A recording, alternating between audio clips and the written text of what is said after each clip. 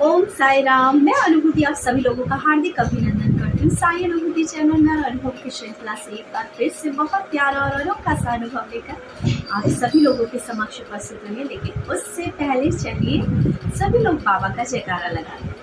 अनंत कोटि ब्रह्मांड नायक राजाधिराज योगी राज परम ब्रह्म श्री सच्चिदानंद सद्गुरु साईनाथ महाराज की जय।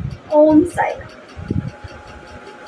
साथियों, आज जो अनुभव मैं आपको बताने जा रही हूँ, अनुभव है प्रीति जी का।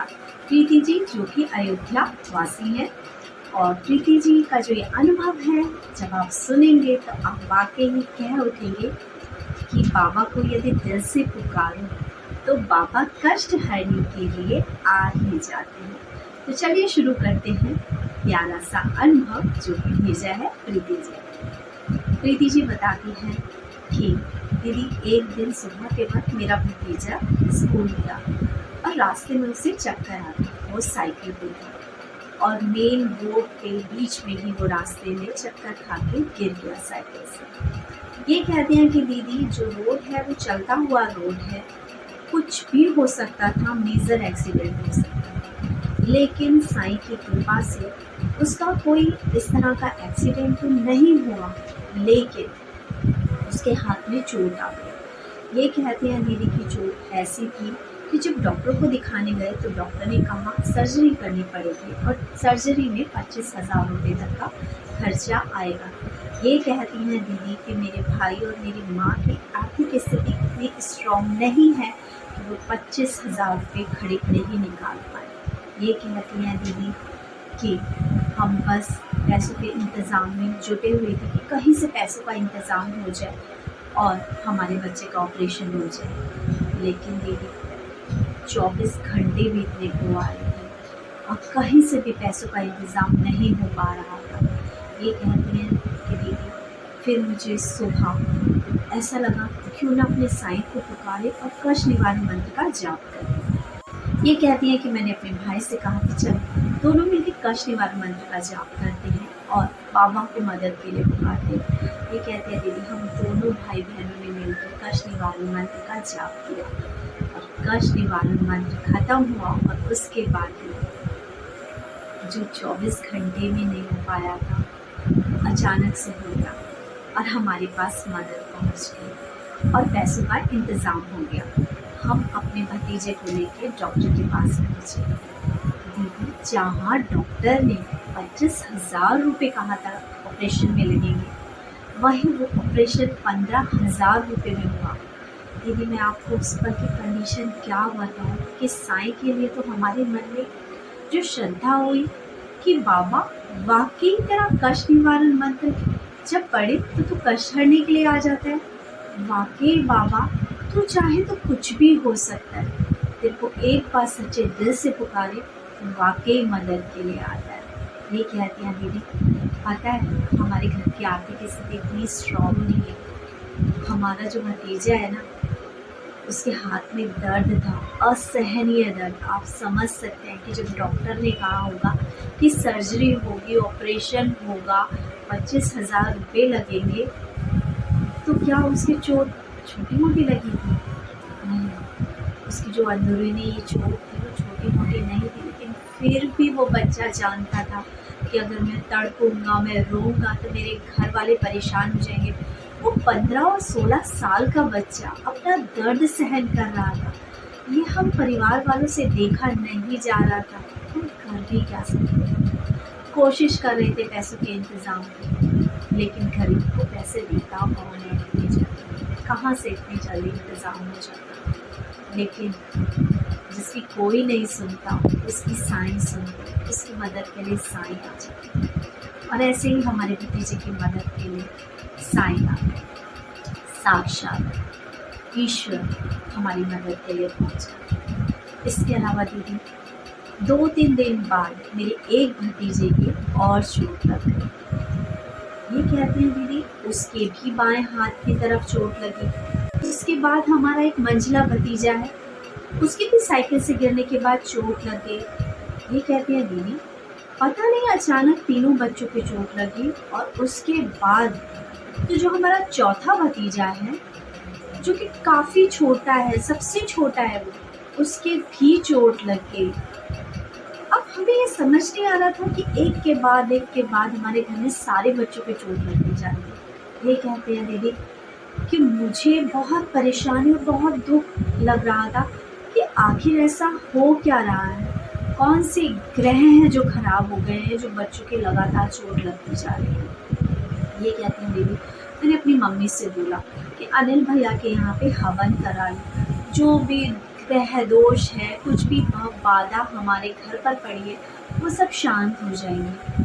उनकी मम्मी पहले तो राजी हो गई कि चलो करा लेंगे हवन, लेकिन बाद में उन्होंने कहा कि नहीं, मैं हवन नहीं करा सकती, कुछ नहीं होता इन हवन वगैरह से, क्योंकि सिर्फ पैसे खर्च करने वाली बात होती है, जो होना होगा हो जाएगा, मेरे पास इतने पैसे नहीं कि मैं हवन कराऊँ। ये कहते हैं कि मैं अपनी मम्मी से बहुत नाराज़ हुई कि एक के बाद एक मुसीबत आए जा रही है, लेकिन आप समझ क्यों नहीं रही हो, अब मैं आपसे बात नहीं करूँगी। ये कहती मैंने अपनी मम्मी से बात करना छोड़ दिया, इसलिए छोड़ दिया कि जब ये समझ ही नहीं रही है, जब ये बात मान ही नहीं रही है, तो मैं इनसे बात करके क्या करूँ।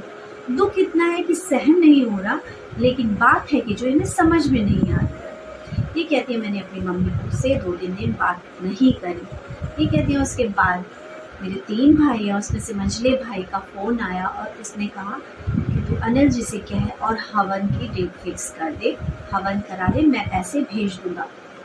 ये कहते हैं दीदी, मैं जानती हूँ मेरे घर की आर्थिक स्थिति सही नहीं है, लेकिन फिर भी अगर एक हवन से मेरे घर की स्थिति सुधर सकती है तो क्यों ना मैं ज़िद करती। ये कहती है कि मैंने और मेरे भाई ने दोनों ने मिलकर पैसे कलेक्ट किए और हमने हवन कराया।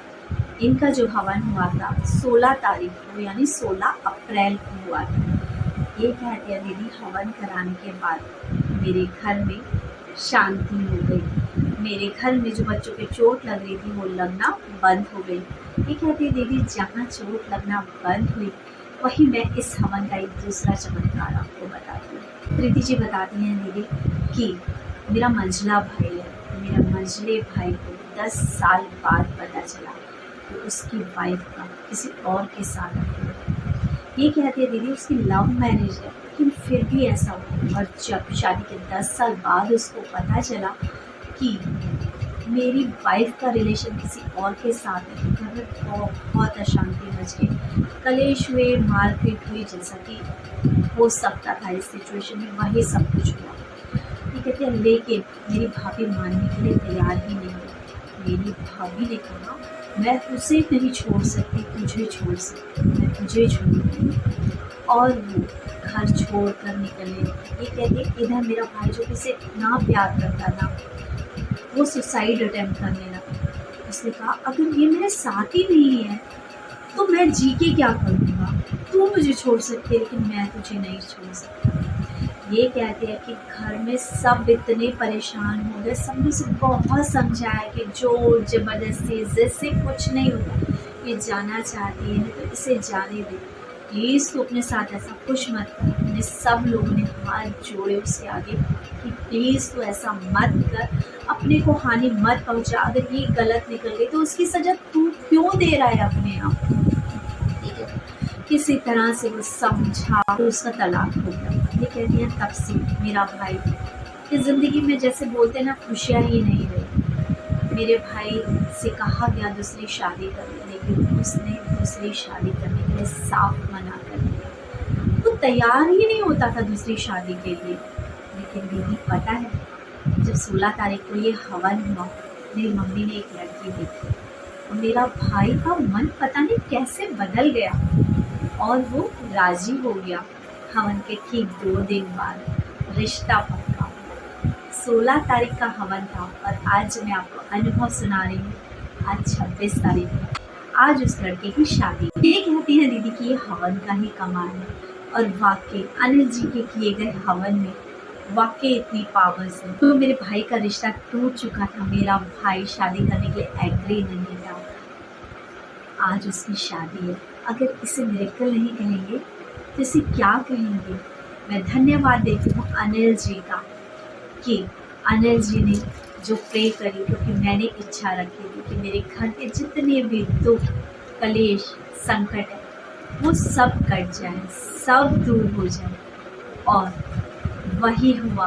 वाकई उस हवन कुंड की अग्नि में लोगों के दुख, कलेश जलकर स्वाहा होते हैं। वाकई ही जो आप बताते हैं वो सच है, क्योंकि मेरे साथ हुआ, इसलिए मैं वाकई कह सकती हूँ कि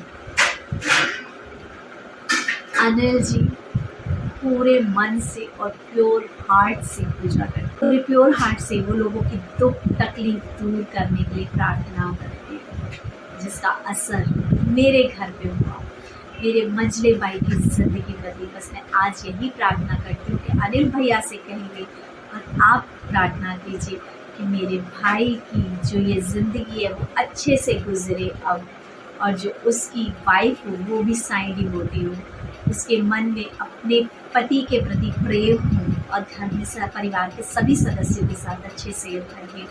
बस उसके अच्छे जीवन की खुशहाली की कामना चाहती हूँ। हाँ, मैं क्या कहूँ, सब कुछ तो प्रीति जी ने ही कह दिया।